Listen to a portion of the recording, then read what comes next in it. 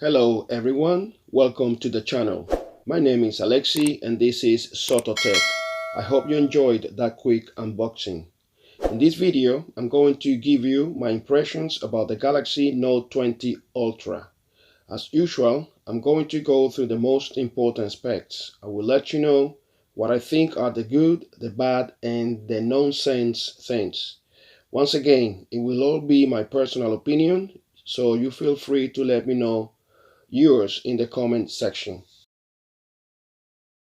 Okay, let's start with the screen size and resolution. The Note 20 Ultra has a 6.9 inches dynamic AMOLED screen with a resolution of 1440 by 3088 pixels and 496 ppi density. It also has a 100 Hz refresh rate, but only at 1080p. Personally, I think this is a feature I'm glad to have, but it's not a deal breaker for me at all. I do see a slight difference when scrolling up and down sideways like this, but I guess it's more important if you are a hardcore high graphic games gamer, but most people are not. Anyway, as I said, it's good to have it. Here we have the hole punch. Once again, if you have seen some of my videos before, especially where I compare the Galaxy Note 9 to the Galaxy Note 10 Lite, you know how I feel about this hole punch. It is still a massive no for me, and I still don't see the point. Just imagine this tiny bezel at the top after you hide the hole punch being an actual bezel with all the same sensors of the Note 9, like the iris scanner for instance, but improved, or even 3D face unlock for a more secure unlocking method. Add to that an ultra-wide selfie camera. Wouldn't that be better and more practical than this silly hole punch? Once again, as I said in that video before, there is no real gain and there is only an unnecessary compromise that doesn't really enhance the viewing experience at all. Just check this out, for instance, with Netflix. Is there really any substantial gain? Obviously, the Galaxy Note 20 Ultra is bigger, but in terms of size and aspect ratio, you can see that there is no real gain. So you get the bezel at the top or on the side anyway. And here with YouTube, once again, what's the gain? So I stick to my opinion that the hole punch is useless. No need to have it.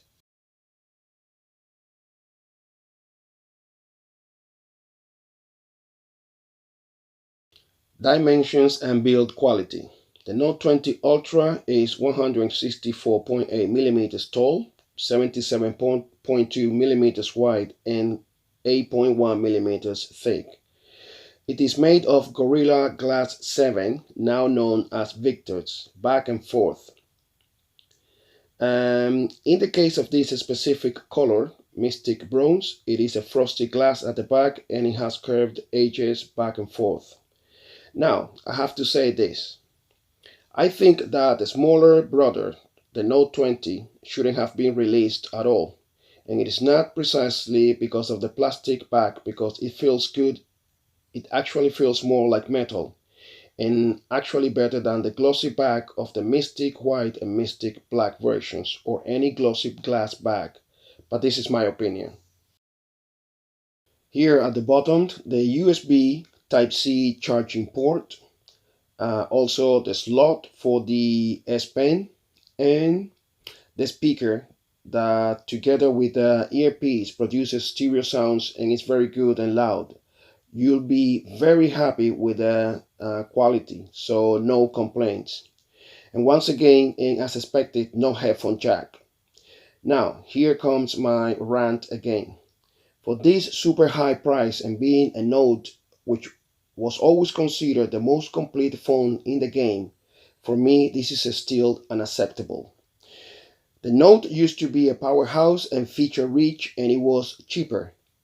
I said this last year with the Note 10's family, and I say it again now. It might be acceptable with the S line, but not with the Note series, period.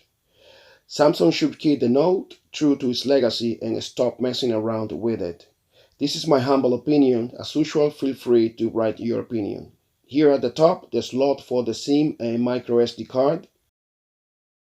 Here on the side, the power button and the volume keys. The Note 20 Ultra comes with a 4500 mAh battery capacity with wireless charging and reverse wireless charging, so you can charge any other device by placing it on the back of the phone. I personally don't care about this feature. I wouldn't spend the battery capacity on charging another device when this battery capacity is not particularly big for a phone of this size. I personally think that this phone should have come with 5500 or 6000 mAh battery capacity. This phone should have been thicker with a bigger battery like the Galaxy M31 or 31s with 6000 mAh. If this phone was thicker to the point of even covering the camera bump completely with a nice polycarbonate texture back like, remember the Note 4? Or even a frosty one like the Note 20, people wouldn't have to buy a case to protect this premium glass back and the camera, and Samsung could have fitted a much bigger battery. After all, when you use a case, because you better do, or otherwise you got to be mad, irresponsible, or filthy rich to not protect such an expensive investment. When you get a case, the phone gets inevitably thicker, and that glass premium feel nonsense is lost anyway. Just look at the thickness you end up with when you put a case on. The space taken by the case and that makes the phone thicker could have been used for a bigger battery instead. Also, from an environmental point of view, it would be better because we wouldn't have thousands of shops around the world selling plastic cases that end up thrown away. The Galaxy Note 20 Ultra comes with Android 10 and Samsung OneUI 2.5 on top out of the box. It's basically the same look and features you'll find in most Samsung phones lately, just more improved and with a few small tweaks, especially with Samsung DeX and in the camera, which I'll talk about more in my coming video of camera comparison. The Galaxy Note 20 Ultra comes with the Snapdragon 865 Plus in some markets and the Exynos 990 in some others. Here in the UK we get the Exynos 990 that, as it has been widely published, the performance is not on par with the Snapdragon version, unfortunately, but I won't get into that now. Despite that, the performance is very good no matter what you do. The phone, as expected, is IP68 water and dust resistant, so that's also very good to have. Unlocking methods. The Note 20 Ultra comes with a 2D face unlock, a PIN number, password, pattern, and an in-display fingerprint scanner, which is ultrasonic and far more secure. Storage. The Note 20 Ultra comes with 128GB as the base model in some markets like the US and 256GB base model in some others like here in the UK.